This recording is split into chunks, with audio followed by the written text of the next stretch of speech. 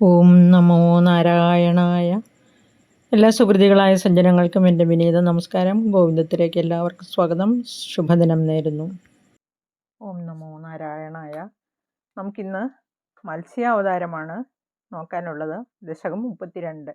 31-ാം ദശകത്തിൽ അസുര ചക്രവർത്തിയായ മഹാബലിക്ക് അദ്ദേഹം ചെയ്ത സത്കർമ്മങ്ങൾ നിമിത്തം സകല സിദ്ധികളും കൈവന്നവനായി തീർന്ന ആ മഹാബലിക്ക് സ്വർഗത്തേക്കാൾ ശ്രേഷ്ഠമായ ലോകം പ്രദാനം ചെയ്തു. ആ ശ്രേഷ്ഠമായ ലോകം ലഭിക്കട്ടെ എന്ന് വരം നൽകി. പിന്നീട് അടുത്ത മന്വന്തരത്തിൽ ഇന്ദ്രസ്ഥാനവും ഉണ്ടാകട്ടെ എന്ന് അനുഗ്രഹിച്ച്, അതുമാത്രമല്ല മത്സായുജ്യം ഭജജ പശ്ചാത് എന്ന് പറഞ്ഞു. എന്നിൽ സായുജ്യം പ്രാപിക്കട്ടെ എന്നും അനുഗ്രഹിച്ചു ഗുരുവായൂരപ്പൻ. ഈ ദശകത്തിൽ മത്സ്യാവതാരം എടുക്കുകയാണ്. മത്സ്യാവതാരം എന്ന് പറഞ്ഞാൽ നമുക്കറിയാം, ഓരോ കൽപ്പത്തിലും ഗോക്കൾ, ദേവന്മാർ, ബ്രാഹ്മണർ, സജ്ജനങ്ങൾ, വേദങ്ങൾ, ധർമ്മം, അർത്ഥം മുതലായവയുടെ രക്ഷയ്ക്കായിട്ടാണ് ഭഗവാൻ ഓരോ ശരീരം എടുത്ത് അവതരിക്കുന്നത്. നമുക്കറിയാം, ഇതും നിർഗുണനാണ് ഭഗവാൻ. അവിടെ ഭഗവാൻ ഉച്ചനീചങ്ങളായ സർവ്വതിലും ചരിക്കുന്നുണ്ടെങ്കിലും ഒന്നിലും ബദ്ധനാകുന്നില്ല. സ്വതന്ത്രനാണ്. വായുവിനെ പോലെയാണ് ഭഗവാൻ. നൈമിത്തിക പ്രളയം ഉണ്ടായി കഴിയുമ്പോൾ നമുക്കറിയാമല്ലോ, ബ്രഹ്മാവിൻ്റെ നിദ്ര നിമിത്തമാണ് നൈമിത്തിക പ്രളയം ഉണ്ടാകുന്നതെന്ന്. ആ കഴിഞ്ഞ കൽപ്പത്തിൻ്റെ അവസാനം ഉണ്ടായ നൈമിത്തിക പ്രളയത്തിൽ ഭൂമി മുതലായ സർവ്വതും സമുദ്രത്തിൽ ആഴ്ന്നുപോയി. പ്രളയത്തിൽ ബ്രഹ്മാവ് നിദ്രയിലാണ്ടുപോവുകയും ചെയ്തു. ഹയഗ്രീവൻ എന്ന അസുരൻ അദ്ദേഹത്തിൻ്റെ മുഖത്ത് നിന്നും 4 വേദങ്ങളും കവർന്നുകൊണ്ട് പോയി കളഞ്ഞു. ഇതറിഞ്ഞ ഭഗവാൻ ശ്രീ മഹാവിഷ്ണു മത്സ്യാവതാരം സ്വീകരിച്ച് ഹയഗ്രീവനെ വധിക്കുകയും വേദങ്ങളെ വീണ്ടെടുക്കുകയും ചെയ്യുന്നതാണ് മത്സ്യാവതാരം.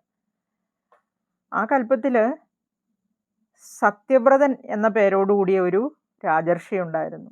അദ്ദേഹം ജലം മാത്രം കുടിച്ച് ഭഗവാനെ തപസ്സനുഷ്ഠിച്ചു. അദ്ദേഹം പൂർവജന്മത്തിൽ ചെയ്ത സുഹൃതങ്ങളുടെ ഫലമായിട്ട് ഈ കൽപ്പത്തിൽ ശ്രാദ്ധദേവൻ എന്ന പേരോടുകൂടി സൂര്യപുത്രനായിട്ട് ജനിക്കുകയാണ്. ഭഗവാൻ അദ്ദേഹത്തെ മനുവായിട്ട് അവരോധിക്കുന്നു.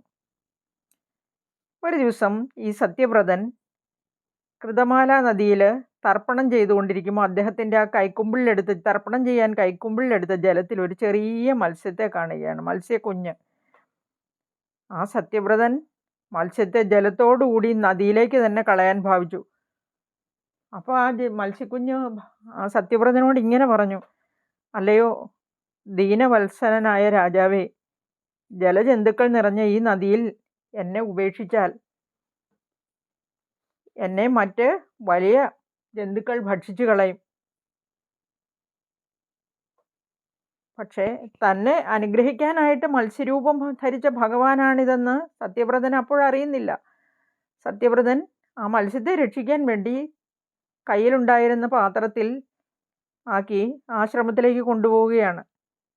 ഒരു രാത്രി കൊണ്ട് മത്സ്യം ആ പാത്രം നിറയുന്ന വിധത്തിൽ വളർന്നു വന്നു.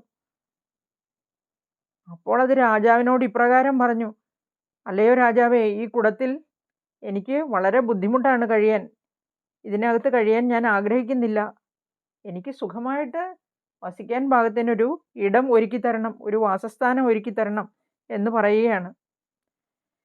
ഇത് കേട്ട രാജാവ് വലിയൊരു കുട്ടകത്തിൽ ജലം നിറച്ച് മത്സ്യത്തെ അതിലേക്കിട്ടു. എന്തതിശയം!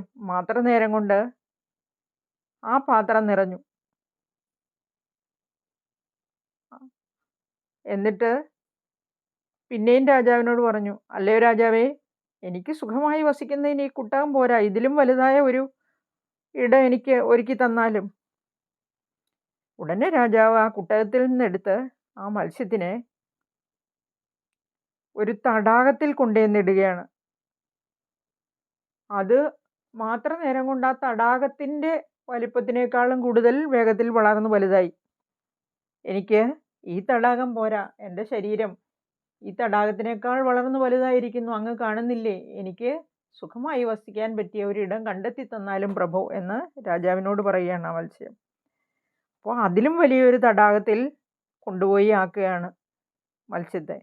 അങ്ങനെ ഓരോരോ ജലാശയത്തിൽ കൊണ്ടുവന്നിടുമ്പോഴും അത് ആ ജലാശയത്തിൽ ശയിക്കാൻ പറ്റുന്നതിനേക്കാൾ വലുതായിക്കൊണ്ടിരുന്നു. അവസാനം രാജാവ് അതിനെ സമുദ്രത്തിൽ കൊണ്ടുപോയി ഇടുകയാണ്.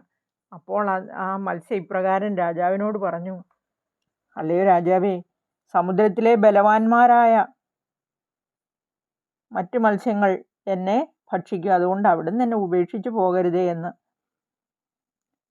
മത്സ്യത്തിൻ്റെ ഇപ്രകാരമുള്ള വാക്കുകൾ കേട്ട് ഭഗവാനാൽ മോഹിപ്പിക്കപ്പെട്ട ആ സത്യവ്രതൻ ചോദിക്കുകയാണ്, ഭവത് പ്രേരണയൈവ സർവം ഭവത് പ്രേരണയൈവ നൂനം എന്ന് നമ്മൾ പഠിച്ചു ഇല്ലേ? അപ്പോൾ സത്യവ്രതൻ ഇങ്ങനെ പറഞ്ഞു, മത്സ്യാകൃതിയോടുകൂടി ഞങ്ങളെ ഇങ്ങനെ മോഹിപ്പിക്കുന്ന അവിടുന്ന് ആരാണെന്ന് പറയണമേ. ഇങ്ങനെ വളർന്നു വളർന്നു വരുന്ന ഇത്രയും വീര്യത്തോടു കൂടിയ ഇങ്ങനെ മായാവിയായ ഒരു ജലജീവിയെ ഞാനിതിനു മുമ്പ് കണ്ടിട്ടേയില്ല. അവിടുന്ന് ഒറ്റ നാൾ കൊണ്ട് ഇത്രമാത്രം വലിയ ആകാരത്തിൽ വളർന്ന് ഒരു തടാകത്തെ അതിക്രമിക്കുന്ന വിധം വളർന്നു വന്നുവല്ലോ. ഞാൻ കരുതുന്നത് അവിടുന്ന് അവ്യയനും കാരണജലത്തിൽ ശയിക്കുന്നവനുമായ സാക്ഷാൽ നാരായണൻ തന്നെയാണെന്നാണ്.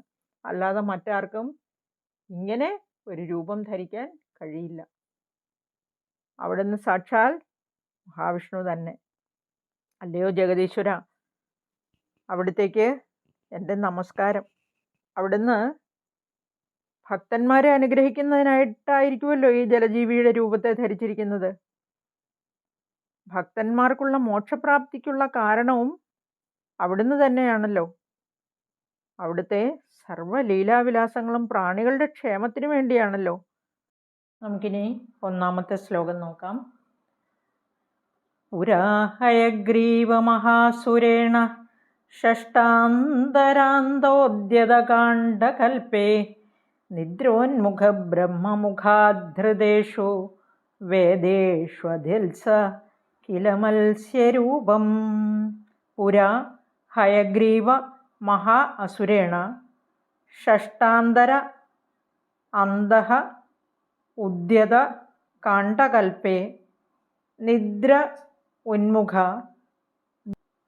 ബ്രഹ്മമുഖാത് ഹൃതേഷു വേദേഷു അധിത്സഹ കില മത്സ്യരൂപം. പുരാ എന്ന് വച്ചാൽ പണ്ട്, വളരെ പണ്ട്. ഹയഗ്രീവ മഹാസുരേണ, ഹയഗ്രീവൻ എന്ന മഹാ അസുരനാൽ ഷഷ്ടാന്തരാന്തോദ്യത കാണ്ഡകൽപേ, ഓരോ കൽപ്പത്തിലും പ്രളയമുണ്ടാകും. ആ പ്രളയത്തിലെല്ലാം മുങ്ങിപ്പോവും. വീണ്ടും ബ്രഹ്മാവ് സൃഷ്ടിക്കും ഭഗവാന്റെ പ്രേരണയാൽ. ഇവിടെ ഷഷ്ടം 6, ആ 6ാമത്തെ മന്വന്തരത്തിൻ്റെ ഒടുവിൽ 6ാമത്തെ ചാക്ഷുഷ മനുവാണ് മന്വന്തരാധിപൻ. ആ കാണ്ഡകൽപേ, ആ മന്വന്തരത്തിൻ്റെ അവസാനത്തിൽ ഓരോ കൽപ്പത്തിൻ്റെ ആ കൽപ്പാവസാനം നൈമിത്തിക പ്രളയം ഉണ്ടാകും. ആ പ്രളയത്തിലെല്ലാം മുങ്ങിപ്പോകുമെന്ന് പറഞ്ഞു.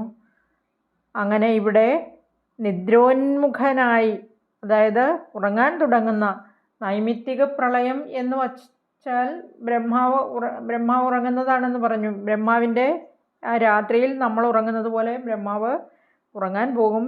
നേരം വെളുക്കുമ്പോൾ ഉണരും. അപ്പോൾ പ്രളയം കഴിയും. നമ്മളെല്ലാം ആ നൈമിത്തിക പ്രളയത്തിൽ ഭഗവാനിൽ ലയിച്ച് ഒന്നും അറിയാതെ നമ്മളും ഉറങ്ങിപ്പോവും. അപ്പോൾ ഇവിടെ നിദ്രോന്മുഖ ബ്രഹ്മമുഖാധൃതേഷു, ബ്രഹ്മമുഖാത്, ബ്രഹ്മാവിൻ്റെ മുഖത്ത് നിന്ന് ഹൃതേഷു അപഹരിക്കപ്പെട്ടു. എന്താണ് അപഹരിക്കപ്പെട്ടത്? വേദേഷു അധിത്സ കില മത്സ്യരൂപം.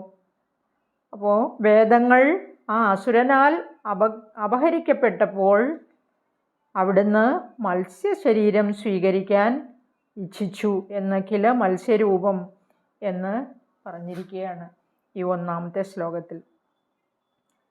ബ്രഹ്മാവിൻ്റെ മുഖത്തു നിന്നാണ് വേദങ്ങൾ ഉത്ഭവിച്ചതെന്ന് നമ്മൾ പഠിച്ചു. ഒന്നുകൂടെ നമുക്ക് ശ്ലോകം നോക്കാം. പുരാ ഹയഗ്രീവ മഹാസുരേണ ഷഷ്ടാന്തരാന്തോദ്യത കാണ്ഡകൽപേ നിദ്രോന്മുഖബ്രഹ്മമുഖാധൃതേഷു വേദേഷ്വധിൽസ കില മത്സ്യരൂപം.